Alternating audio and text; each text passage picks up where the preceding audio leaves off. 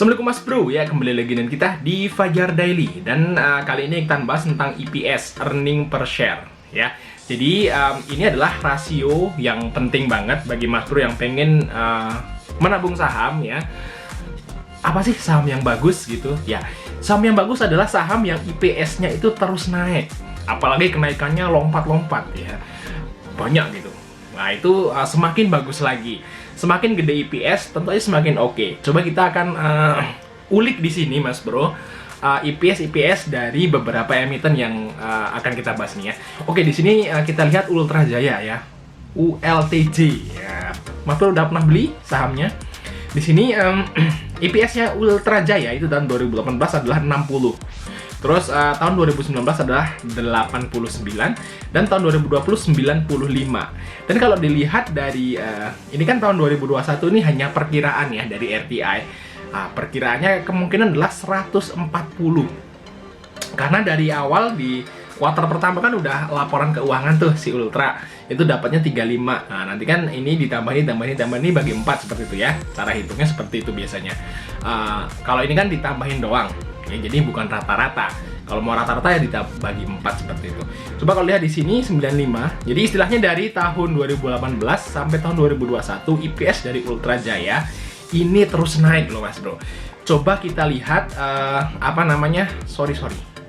Coba kita lihat pergerakan harga sahamnya Ultra Jaya.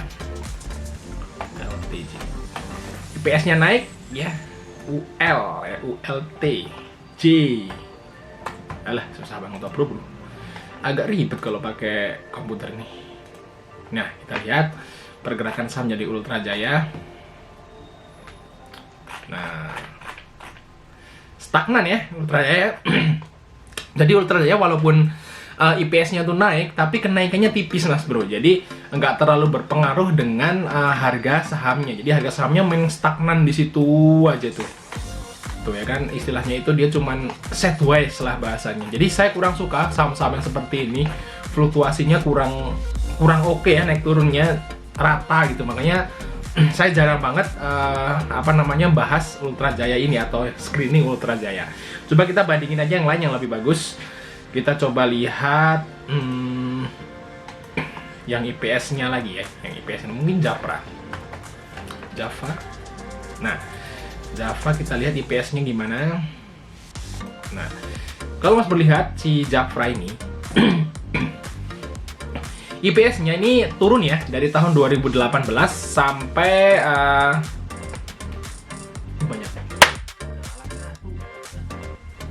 Oke, dari tahun 2018 itu 185 IPS-nya, terus tahun 2019 tuh turun. Terus tahun 2020 tuh jadi 78. Tapi di tahun 2021 si Java itu di kuartal pertama nyetak laba yang lumayan. Jadi dia IPS-nya itu 73. Coba kita lihat bener nggak sih si Java itu dapat segitu gitu.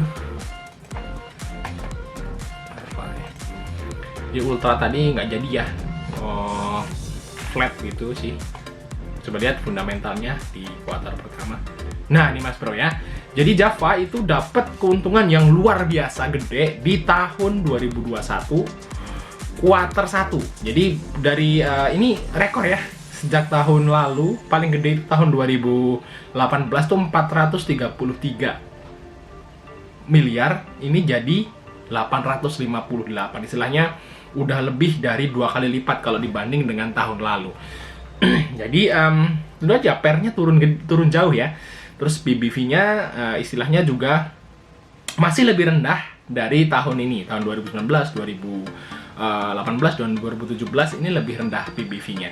Jadi kalau menurut saya sih bagi Mas Bro yang nyangkut nih di Java ya, tenang aja ya, ini bakal naik kok. Kalau di si RTI itu meramalkan ya, itu IPS-nya bahkan sampai 293. Jadi kalau seperti ini Java bisa tembus harga 3.000 sampai 4.000 Mas Bro. Harusnya ya nggak?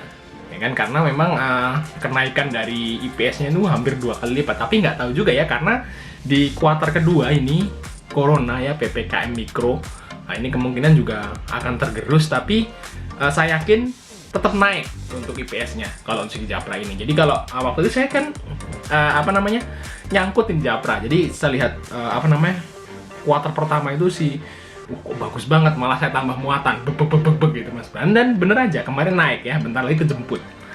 Oke ya. Jadi istilahnya kita tahu IPS itu sebenarnya kita jadi tenang aja. Oh, perusahaan ini walaupun kita nyangkut terus IPS-nya tumbuh terus, kok santai aja, ditunggu juga nanti kejemput, seperti itu Mas Bro untuk harga sahamnya. Kita coba bandingin lagi saham yang lain, misalnya ICBP Mayor ya, Unilever. Unilever, UNVR ya. UNVR. Kenapa UNVR? Karena Unilever ini kan turun terus sahamnya ya, Mas Bro mungkin tahu. Nah, bisa dikonfirmasi ya, bener ya. Jadi IPS-nya itu Unilever itu dari tahun ke tahun terus turun ya. Walaupun dia turunnya ya sedikit-sedikit sih, tapi turun gitu.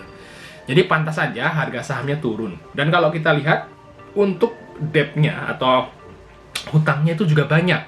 Dia hutangnya 229% Mas Bro. Istilahnya udah 2 kali lipat lebih dari modalnya hutangnya. Jadi Unilever ini sebenarnya hutangnya banyak. Ya, pantas hutangnya banyak, IPS-nya turun ya. Jadi harga sahamnya itu terjun terus ya. Memang fundamentalnya tetap masih berpengaruh Mas Bro sama dengan harga saham. Kita coba lihat untuk Unilever kalau gitu. Unilever.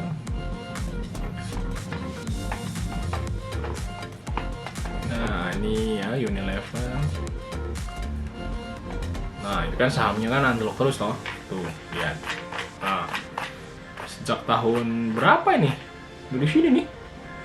Dari tahun 2018 nih turun terus. Nih 2020 anjlok banget, naik dikit ya naik banyak sih. Cuman turun lagi sampai mentok sekarang.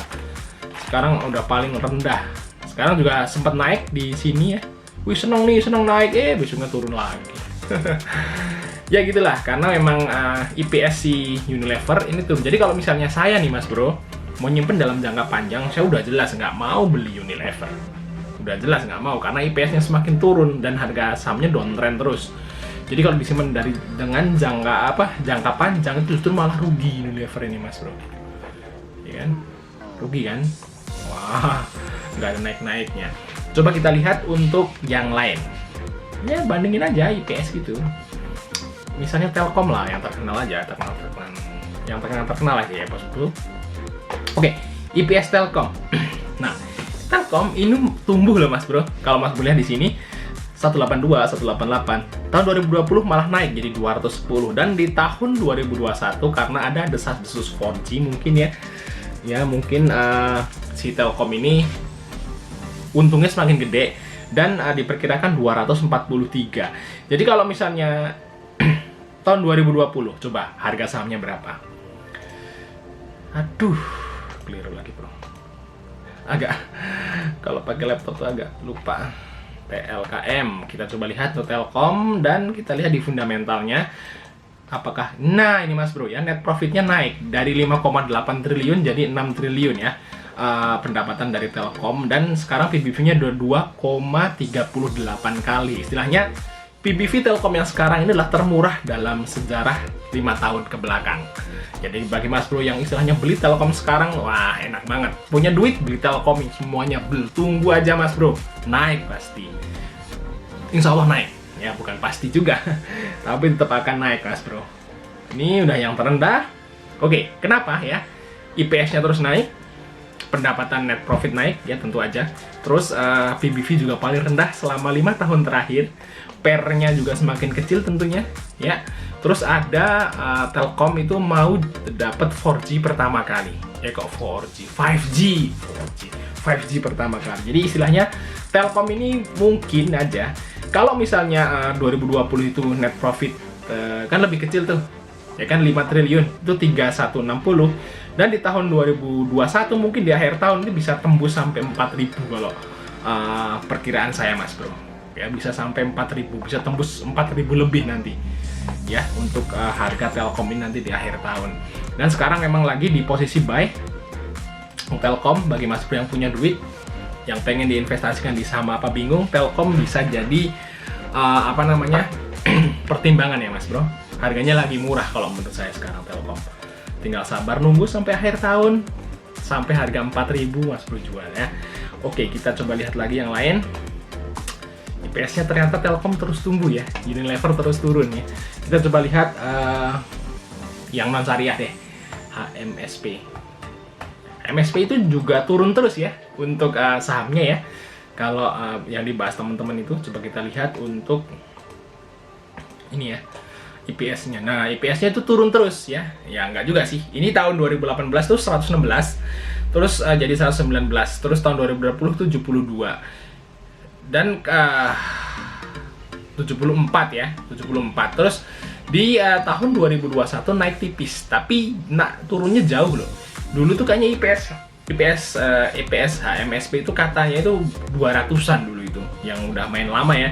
Sekarang semakin terus turun dan semakin tergerus, walaupun dernya sih kecil juga gitu ya, tapi terus turun. Jadi kalau IPS semakin turun, sahamnya semakin turun. Coba kita lihat HMSP.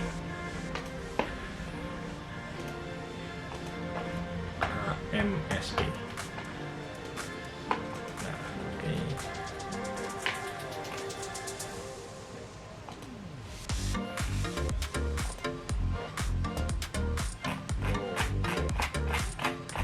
Oh iya tuh kan, tuh lihat, ngeri banget malah ini mah, lebih ngeri dari Unilever. Jadi HMSP itu tahun 2018 tuh harganya 5.000, sekarang cuman jadi 1.200. Jadi kalau misalnya Mas Bro itu beli HMSP sama MSP tahun 2018 ya, sekarang udah tinggal sekitar 25% ya duitnya. Nabung 100 juta sekarang jadi 25 juta, malah rugi ya. Nabung lama bukannya nambah naik, ini malah tambah rugi kan gitu ya. Karena memang IPS-nya berarti dia net profitnya semakin turun. Coba kita lihat ya. Ini gimana sih di sini ya? Balik nih lah, ini HMSP.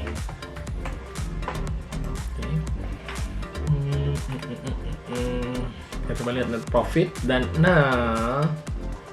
tuh kan, dia kan pendapatannya segitu aja, terus tahun 2021 malah turun seperti itu Mas Bro di kuartal pertama. Dan untuk memang dari awal dia itu punya PBV yang tinggi banget ya, 12 kali. Sekarang balik ke 4 kali. Ya mungkin dia mau balik ke 2 kali, mungkin kalau dia PBV-nya 2 kali berarti harga HMSP itu bisa 600 atau 700 Mas Bro. Ngeri ya, ngeri banget. Makanya jangan kalau kita beli sesuatu atau beli saham tuh lihat juga PBV Mas Bro. Jangan sampai kita beli PBV ketinggian gitu. Coba kita lihat MTEK ya. MTEK kan harganya naik terus ya. Coba kita lihat untuk fundamental MTEK. PBV-nya 6 kali. Terus termahal ya sepanjang sejarah MTEK. Ini stock split mungkin. Harganya sekarang 2.490. Coba kita lihat di RDI.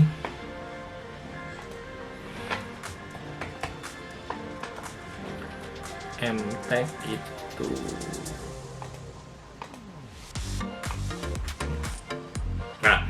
MTEK itu terus naik sahamnya ya. Kenapa ya? IPS-nya naik. Coba kita lihat di grafiknya aja MTEK.